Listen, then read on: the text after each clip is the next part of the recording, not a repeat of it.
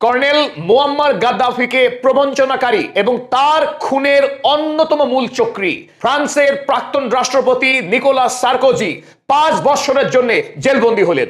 ২০০৭ সালের রাষ্ট্রপতি নির্বাচনে প্রচারের জন্য মুয়াম্মার গাদ্দাফির কাছ থেকে জোর করে ৫০ মিলিয়ন ইউরো ঘুষ হিসেবে আদায় করেছিলেন। আর তারই অপরাধে এই নিকোলাস সার্কোজিকে প্যারিসের আদালত ৫ বছরের জন্য কারাদণ্ডে দণ্ডিত করল।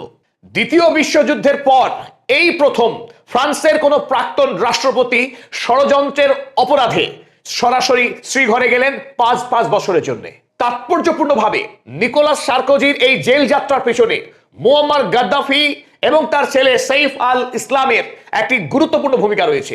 দেশীয় ভোটের প্রচারে বিদেশি টাকা অপব্যবহারের যে অভিযোগ, সেই অভিযোগ প্রমাণের ক্ষেত্রে সবচাইতে গুরুত্বপূর্ণ ভূমিকা পালন করেছেন মুয়াম্মার গাদ্দাফির এই পুত্র সাইফ আল ইসলাম।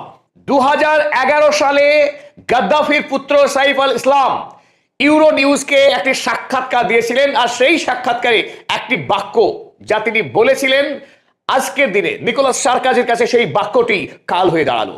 এবার আসুন আজকের এই ভিডিওতে আমরা ডিটেলস আলোচনা করি ঠিক কি কি কারণে নিকোলাস সার্কোজি জেলবন্দী হলেন এবং তার জেলবন্দী হওয়ার পেছনে মুয়াম্মার গাদ্দাফি এবং তার ছেলে সাইফ আল ইসলামের ঠিক কি ভূমিকা রয়েছে। নিকোলাস সার্কোজির সঙ্গে মুয়াম্মার গাদ্দাফির সম্পর্কটা বুঝতে গেলে আমাদের একটু ইতিহাসের পাতায় যেতে হবে। ১৯৮০ দশকে লিবিয়া আফ্রিকা মহাদেশের আর্থিকভাবে অত্যন্ত শক্তিশালী একটা রাষ্ট্র হিসেবে আত্মপ্রকাশ করে উঠছিল মুয়াম্মার গাদ্দাফির নেতৃত্বে। আফ্রিকা মহাদেশকে ঐক্যবদ্ধ করা এবং সাম্রাজ্যবাদী ইউরোপের ফ্রান্স এবং ইংল্যান্ডের বিরুদ্ধে শক্তিশালী প্রচার এবং প্যান আফ্রিকান একটা ইউনিটি গড়ে তুলছিলেন মুয়াম্মার গাদ্দাফি। সামগ্রিকভাবেই ইউরোপের কাছে লিবিয়া রাষ্ট্র এবং সর্বোপরি মুয়াম্মার গাদ্দাফি আস্তে আস্তে একটা হুমকি স্বরূপ হয়ে উঠছিলেন। আর ঠিক এই সময়ে আফ্রিকা মহাদেশে দুটি মর্মান্তিক বিমান দুর্ঘটনা ঘটে যায়। একটি ঘটনা ঘটে ১৯৮৮ সালে, এই প্যান অ্যাম ফ্লাইট 103 প্যারিসগামী একটি বিমান ছিল। আবার দ্বিতীয়টি ইউটিএ ফ্লাইট 772, এই বিমানটিও ছিল প্যারিসগামী। এই দুটি বিমান ঘটনাচক্রে আফ্রিকা মহাদেশেই ভেঙে পড়ে এবং কয়েকশো যাত্রীর মৃত্যু হয়, যে যাত্রীদের অধিকাংশটাই ছিল ইউরোপীয় নাগরিক, বিশেষ করে ফরাসি নাগরিক। পরবর্তীকালে যখন তদন্ত শুরু হয়, সেই তদন্ত শেষে দুটি বিমান দুর্ঘটনারই দায় এসে পড়ে মুয়াম্মার গাদ্দাফি তথা লিবিয়া রাষ্ট্রের উপর। আন্তর্জাতিক মহলের থেকে লিবিয়ার উপরে মারাত্মক চাপ সৃষ্টি করা হয়, চাপিয়ে দেওয়া হয় একটার পর একটা স্যাংশন। এমনকি জাতিপুঞ্জ থেকেও এই লিবিয়া রাষ্ট্রের উপরে চাপিয়ে দেওয়া হয় অর্থনৈতিক এক কঠোর স্যাংশন।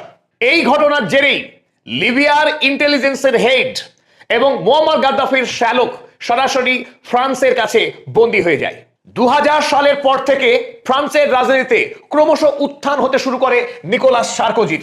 নিকোলাস সার্কোজি ক্রমশ সামনে এগিয়ে যেতে থাকেন, একটার পর একটা মন্ত্রিত্বের পদ তিনি লাভ করেন। ঠিক ২০০৫ সালে এসে নিকোলাস সার্কোজি স্পষ্ট বুঝতে পারেন যে ২০০৭-এর যে রাষ্ট্রপতি নির্বাচন হবে, সেই নির্বাচনে তিনি পদপ্রার্থী হতে যাচ্ছেন। আর প্রচার প্রক্রিয়ায় যদি তিনি ঠিকমতো খরচ করে প্রচার করতে পারেন, তিনি নিশ্চিতভাবেই ২০০৭ সালে ফ্রান্সের রাষ্ট্রপতি নির্বাচিত হবেনই। আর ঠিক তখনই তিনি মুয়াম্মার গাদ্দাফিকে ব্যবহার করলেন। মুয়াম্মার গাদ্দাফি এই ১৯৮৮ এবং ৯৯ সালের পরপর দুটি বিমান হামলার ঘটনায় অভিযুক্ত হয়ে যাওয়ায় গোটা পশ্চিমী দুনিয়ার কাছ থেকে তিনি বিতাড়িত হয়েছিলেন, বিচ্ছিন্ন হয়েছিলেন। স্বাভাবিকভাবেই লিবিয়ার অর্থনীতি ধুঁকছিল, তাই লিবিয়ার সর্বময় কর্তা হিসেবে মুয়াম্মার গাদ্দাফি বেপরোয়াভাবে চাইছিলেন পশ্চিমী দুনিয়ার সঙ্গে তার সম্পর্কের ড্যামেজ কন্ট্রোল করতে। ঠিক এই জায়গাটাই নিকোলাস সার্কোজি কাজে লাগালেন। তিনি তার নিজস্ব দূত পাঠিয়ে মুয়াম্মার গাদ্দাফির সঙ্গে একটা রফা করলেন যে মুয়াম্মার গাদ্দাফি যদি নিকোলাস সার্কোজিকে ৫০ মিলিয়ন ইউরো অর্থ সাহায্য করে ভোট প্রচারের কাজে, তাহলে তিনি রাষ্ট্রপতি নির্বাচিত হওয়ার পর মুয়াম্মার গাদ্দাফিকে সব রকম সাহায্য করবেন এবং যাতে করে লিবিয়া পশ্চিমী রাষ্ট্রগুলোর কাছে বন্ধুত্বপূর্ণ সম্পর্ক স্থাপন করতে পারে সেই সমস্ত ব্যবস্থা করবেন। এমনকি প্রথমেই তিনি অতিথি হিসেবে আমন্ত্রণ করবেন মুয়াম্মার গাদ্দাফিকে স্টেট ভিজিটে যাওয়ার জন্য ফ্রান্সে। নিকোলাস সার্কোজি মুয়াম্মার গাদ্দাফিকে এও প্রতিশ্রুতি দিয়েছিলেন, এতদিন ধরে মুয়াম্মার গাদ্দাফির যে শ্যালক আব্দুল্লাহ আল সেনৌসি ফ্রান্সের কারাগারে বন্দী ছিলেন, সেই সেনৌসিকেও মুক্তি দিয়ে দেওয়া হবে যদি সার্কোজি রাষ্ট্রপতি পদে নির্বাচিত হতে পারেন। ঠিক এই অবস্থায় দেশ বাঁচানোর দায়ে পড়ে মুয়াম্মার গাদ্দাফি নিকোলাস সার্কোজির এই প্রস্তাবে রাজি হয়ে গিয়েছিলেন এবং ওই বিপুল অঙ্কের টাকা তিনি ফ্রান্সের রাষ্ট্রপতি নির্বাচনের প্রচারে খরচ করার উদ্দেশ্যে তিনি দিয়ে দিয়েছিলেন। গোটা দেশ জুড়ে নজিরবিহীন ভোট প্রচারের মধ্য দিয়েই 2007 সালে যথারীতি নিকোলাস সার্কোজি রাষ্ট্রপতি পদে নির্বাচিত হয়ে যান এবং কথা মতো প্রতিশ্রুতি মতোই রাষ্ট্রপতি নির্বাচিত হওয়ার পরপরই মুয়াম্মার গাদ্দাফিকে রাষ্ট্রীয় সফরে আহ্বান করেন নিকোলাস সার্কোজি। দেশের বিরোধী দল এমনকি দলীয় নেতাদের বিরুদ্ধে গিয়েও তিনি মুয়াম্মার গাদ্দাফিকে একটি রাজকীয় সংবর্ধনার ব্যবস্থা করেন এবং গাদ্দাফিকে সম্বোধন করেন ব্রাদার গাদ্দাফি বলে জেল থেকে মুক্তি দিয়ে দেন আল সেনৌসি অর্থাৎ গাদ্দাফির শ্যালককে।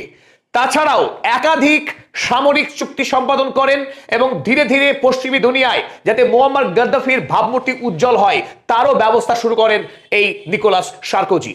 সমস্ত স্যাংশন এবং বাধাকে উপেক্ষা করে ধীরে ধীরে মুয়াম্মার গাদ্দাফি সমগ্র আফ্রিকা মহাদেশে অপ্রতিদ্বন্দ্বী নেতা হিসেবে তিনি গড়ে উঠছিলেন এবং সমস্ত আফ্রিকান রাষ্ট্রপ্রধানদেরকে তিনি আহ্বান করেন যে একটা প্যান আফ্রিকান ফ্র্যাটার্নিটি সমগ্র আফ্রিকা মহাদেশকে ইউরোপীয় যে সাম্রাজ্যবাদ তার বিরুদ্ধে ঐক্যবদ্ধ হয়ে লড়াই করতে এবং যাতে করে ইউরোপ আগামী দিনে আফ্রিকা মহাদেশের প্রাকৃতিক সম্পদ লুট করতে না পারে তার জন্য একটা ঐক্যবদ্ধ আন্দোলন গড়ে তোলার প্রচেষ্টা করছিলেন মুয়াম্মার গাদ্দাফি। আর ঠিক এতেই ইউরোপ মহাদেশ এবং ওদিকে আমেরিকা যুক্তরাষ্ট্র তারা লিবিয়ার উপরে বিশেষ করে মুয়াম্মার গাদ্দাফির কণ্ঠরোধ করা তাকে ক্ষমতাচ্যুত করার প্রচেষ্টায় নিযুক্ত হয়। আর এই খেলাতে সবচাইতে বেশি সক্রিয় অবস্থান করেন নিকোলাস সার্কোজি, সম্পূর্ণ উল্টো অবস্থান নিয়ে ন্যাটোর সঙ্গে হাত মিলিয়ে যাতে করে মুয়াম্মার গাদ্দাফিকে ক্ষমতাচ্যুত করা যায় সেই কাজে এগিয়ে আসেন নিকোলাস সার্কোজি। এমনকি কয়েক ধাপ এগিয়ে তিনি প্রথমেই দাবি করেন যে Muammar Gaddafi you must go. Nicolas সার্কোজির এই আকস্মিক দিগবাজিতে আশ্চর্য হয়ে যায় লিবিয়ার সমস্ত মানুষ, মুয়াম্মার গাদ্দাফি এবং তার ছেলে সৈফ আল ইসলাম। সৈফ আল ইসলাম 15 মার্চ 2011 সাল ইউরোপের ইউরো নিউজ সংবাদপত্রকে একটি সাক্ষাৎকার দেন আর সেখানেই তিনি খুব জোরালো ভাষায় দাবি করেন নিকোলাস সার্কোজি যে ভোটে জিতেছিলেন সেই ভোট লিবিয়ার পয়সায় জিতেছিলেন। তার বাবা রাষ্ট্রপ্রধান হিসেবে সার্কোজিকে 50 মিলিয়ন ইউরো তিনি দিয়েছিলেন আর সেই ভোট সেই টাকাতেই নিকোলাস সার্কোজি আজ রাষ্ট্রপতি হয়েছে। রাষ্ট্রপতি হয়ে তিনি এখন লিবিয়ার বিরুদ্ধে কথা বলছেন। সুতরাং নিকোলাস সার্কোজিকে ওই পয়সা ফেরত দিতে হবে। সৈফ আল ইসলাম জোরালো ভাষায় দাবি করেছিলেন যে Sarkozy must first give back the money he took from Libya to finance his electoral campaign. Saif al Islam দাবি করলেন যে নিকোলাস সার্কোজিকে লিবিয়ার মানুষের হাতে ওই টাকা ফেরত দিতে হবে যে টাকা নিয়ে তিনি ভোটে লড়েছিলেন। আর এই খবর গোটা ইউরোপ মহাদেশে ছড়িয়ে পড়ে 16 তারিখে। সমগ্র ইউরোপ বিশেষ করে ফ্রান্সের রাজনৈতিক মহলে তোলপাড় শুরু হয়ে যায়, কারণ 2007 সাল থেকেই রাজনৈতিক অভ্যন্তরে গুঞ্জন ছিল যে নিকোলাস সার্কোজি টাকা নিয়েছেন মুয়াম্মার গাদ্দাফির কাছ থেকে। আর সেই কথা কিন্তু জোরালোভাবে আরো মাটি পেয়ে গেল যখন মুয়াম্মার গাদ্দাফির ছেলে সরাসরি অভিযোগ করলেন যে টাকা নিয়েছে সার্কোজি তার ভোটের নির্বাচনী প্রচারে। আর তিনি সৈফ আল ইসলাম রাজনৈতিক দিক থেকে অত্যন্ত গুরুত্বপূর্ণ ছিলেন, কারণ লিবিয়ার তিনি ছিলেন সেকেন্ড ইন কমান্ড। মুয়াম্মার গাদ্দাফির পর যে মানুষটি সবচেয়ে শক্তিশালী ছিলেন লিবিয়ার রাজনীতিতে তিনি এই সৈফ আল ইসলাম। সুতরাং তার কথাকে হালকা করে দেখতে রাজি ছিল না ফ্রান্সের রাজনৈতিক মহল। গাদ্দাফি পুত্রের এই সত্য প্রকাশ করার পরই নিকোলাস সার্কোজির রাজনৈতিক ভবিষ্যৎ অনিশ্চিত হয়ে পড়ে। 2011 সালে তিনি মনস্থির করেছিলেন দ্বিতীয়বারের জন্য ভোটে লড়বেন। 12 সালে তিনি আবারও ফ্রান্সের রাষ্ট্রপতি পদে পুনর্বার নিযুক্ত হবেন। এই স্বপ্ন যখন দেখছেন তখন মুয়াম্মার গাদ্দাফি এবং তার ছেলে নিকোলাস সার্কোজির জন্য বিপদ হয়ে ওঠে। তিনি বেপরোয়া হয়ে ওঠেন যে কোনো মূল্যে মুয়াম্মার গাদ্দাফির কণ্ঠরোধ করার জন্য, যাতে করে তার অতীত যে পাপ সেই পাপকে তিনি ঢেকে রাখতে পারেন। স্বাভাবিকভাবেই তিনি এবার মুয়াম্মার গাদ্দাফিকে খুন করতে এবং লিবিয়ায় তার দীর্ঘকালের শাসনকে ভেঙে দিতে তিনি ধীরে ধীরে সংকল্পবদ্ধ হচ্ছেন। মুয়াম্মার গাদ্দাফিকে উৎখাত করতে তিনি হাত মেলান আমেরিকা যুক্তরাষ্ট্রের সঙ্গে এবং ন্যাটো বাহিনীর প্রধান হয়ে সমস্ত রকম সামরিক ব্যবস্থা গ্রহণ করেন নিকোলাস সার্কোজি। লিবিয়ার মধ্যে যে বিদ্রোহী গোষ্ঠীগুলো ছিল তাদের হাতে প্রচুর পরিমাণে অস্ত্র তুলে দেওয়া হয়, যাতে করে লিবিয়ার আভ্যন্তরীণ রাজনৈতিক অস্থিরতা তৈরি হয় এবং আন্দোলনকে দমিয়ে দেওয়ার জন্য মুয়াম্মার গাদ্দাফি দেশে প্রচুর পরিমাণে মানবতা বিরোধী কার্যকলাপ করছে এই অভিযোগ এনে ন্যাটো বাহিনী দেশে হামলা করতে পারে। একটা মারাত্মক ষড়যন্ত্রের ছক কষেন নিকোলাস সার্কোজি। এই ছক বাস্তবায়ন হয় মুয়াম্মার গাদ্দাফির মর্মান্তিক অত্যন্ত বেদনাদায়ক মৃত্যুর মধ্য দিয়ে। আর মুয়াম্মার গাদ্দাফির মৃত্যুর সাথে সাথেই উত্তর আফ্রিকার একটি সমৃদ্ধ রাষ্ট্র লিবিয়া তার পতন হয়। বিশ্ব যখন অবাক হয়ে দেখলো মুয়াম্মার গাদ্দাফিকে অত্যন্ত নৃশংসভাবে খুন করলো তার দেশের বিদ্রোহী জনগোষ্ঠী, কিন্তু এই খুনের পশ্চাতে যার হাত ছিল তিনি আসলে Nicolas Sarkozy. Middle East Eye এই সত্য প্রকাশ করেছে। তারা জানিয়েছে যে ফ্রান্সের সিক্রেট এজেন্টস লিবিয়ার আভ্যন্তরীণ ওই বিদ্রোহী গোষ্ঠীর সঙ্গে কোঅপারেশন করে তারা ঠান্ডা মাথায় মুয়াম্মার গাদ্দাফির খুনের পরিকল্পনা করেছিল। মুয়াম্মার গাদ্দাফি যখন সত্রের শহর থেকে পালানোর চেষ্টা করছিলেন তার 50টা গাড়ির কনভয় নিয়ে, আকাশ থেকে এই সিক্রেট এজেন্টস তারা সমস্ত তথ্য পাঠাচ্ছিলেন ওই বিদ্রোহী গোষ্ঠীকে। আকাশ থেকে বোম্বিং করে তার কনভয়কে ছত্রভঙ্গ করে দেয় প্রথমে, তারপর ওই বিদ্রোহী গোষ্ঠী তেড়ে গিয়ে মুয়াম্মার গাদ্দাফিকে ধরে তাকে নৃশংসভাবে খুন করেন।